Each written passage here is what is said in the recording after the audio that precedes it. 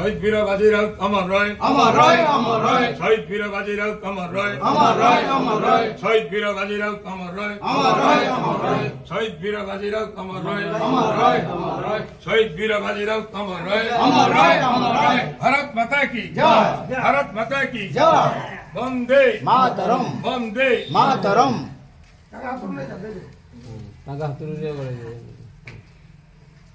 শহীদিঙ্গ রক্ত হেব নাই ব্যর্থ, শহীদিଙ୍କ ରକ୍ତ ହେବ ନାହିଁ ବ୍ୟର୍ଥ, ଶହୀଦିଙ୍କ ରକ୍ତ ହେବ ନାହିଁ ବ୍ୟର୍ଥ। শহীদিঙ্গ রক্ত হেব নাই ব্যর্থ।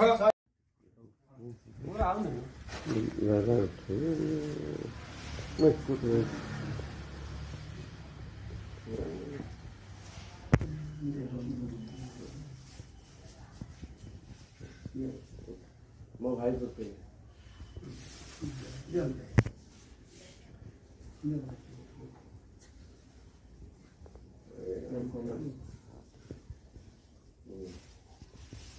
ଠିକ ଅଛି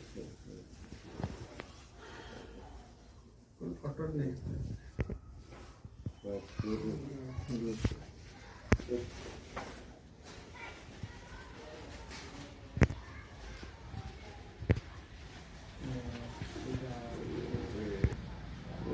ନାତି ଏବଂ ବାଜିରାଉତଙ୍କ ପୁତୁରା ଆମେ ତାଙ୍କୁ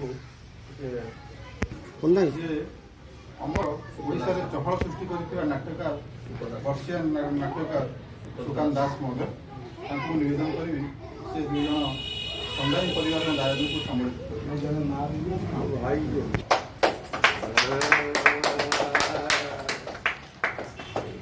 ଲକ୍ଷ୍ମଣ ମଲ୍ଲିକଙ୍କ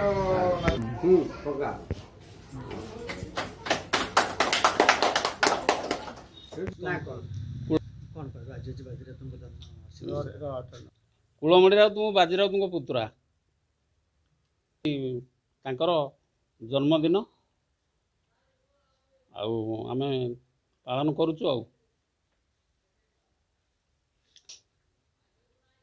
ଆଜି ବହୁ ଜାଗାରେ ବାଜିରାଉତଙ୍କର ଜନ୍ମଦିନ ପାଳନ କରାଯାଉଛି, ତେଣୁ ଆମେ ଏଠି ନିଜକୁ ବହୁତ ଗର୍ବ ଅନୁଭବ କରୁଛୁ।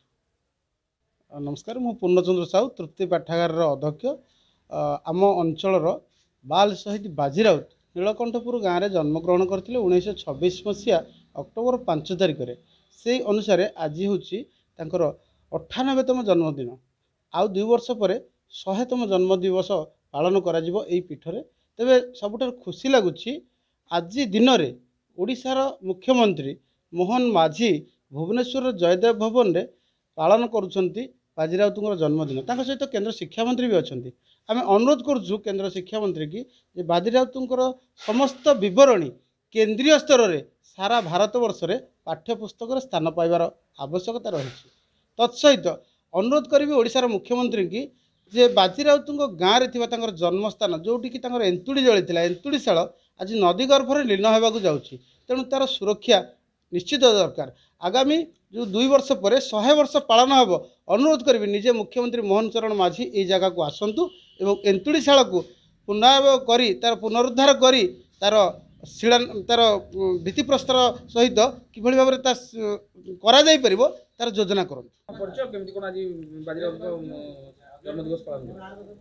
ମୋ ନାଁ ଦେବବ୍ରତ ରାଉତ, ମୁଁ ରାଜ୍ୟସ୍ତରୀୟ ବାଜିରାଉତ ସ୍ମୃତି ସଂସଦର ସଂଯୋଜକ।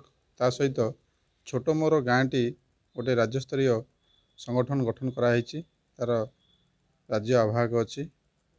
ବାଜିରାଉତଙ୍କର ଯେଉଁ ପ୍ରତିଭା ଥିଲା, ସେ ଯେଉଁଭଳି ଭାବରେ ଦେଶ ମାତୃକା ପାଇଁ ବିଶ୍ୱର ସର୍ବକନିଷ୍ଠ ଶହୀଦ ହୋଇଗଲେ, ତାଙ୍କର ଅମ୍ଳାନ ପ୍ରତିଭାକୁ ଆମେ ଲୋକଲୋଚନକୁ ଆଣିବା ପାଇଁ ବା ଯୁବ ଛାତ୍ରମାନଙ୍କ ମନ ଭିତରେ ତାଙ୍କର ବୀରତ୍ୱର ଗାଥାକୁ ପ୍ରତିପାଦିତ କରିବା ପାଇଁ ଛୋଟ ମୋର ଗାଁଟି ଛୋଟ ପ୍ରୟାସଟି ଆରମ୍ଭ କରିଛି।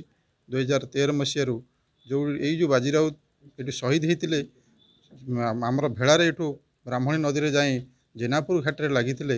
ସେଠାରେ ଆମେ ବାଜିରାଉତଙ୍କ ଯେଉଁଠି ଲାଗିଥିଲେ ସେଠି ଗୋଟେ ଷ୍ଟାଚୁ 13 ମସିହାରୁ କରିଛୁ। ପ୍ରତିବର୍ଷ ସେଠି ଶହୀଦ ଦିବସ ପାଳନ କରୁ। ଏବଂ ତା ସହିତ ବାଜିରାଉତଙ୍କର ଯେଉଁ ବିଚାର ଥିଲା, ଗାଁ ବାନର ସେନା ମହାତ୍ମା ଗାନ୍ଧୀଙ୍କର ଅହିଂସା ଏବଂ ହିଂସା ନକରି ନିଜ ଛାତି ଦେଖାଇଥିଲେ ଗୁଳି ସାମ୍ନାରେ, ସେହି ବିଚାରକୁ ପାଥେୟ କରି ଆମର ଛୋଟ ମୋର ଗାଁଟି ସମଗ୍ର ଓଡ଼ିଶାର 50,000 ଗାଁରେ କିଭଳି ପହଞ୍ଚିବ ସେଥିପାଇଁ ପ୍ରୟାସ କରୁଛୁ।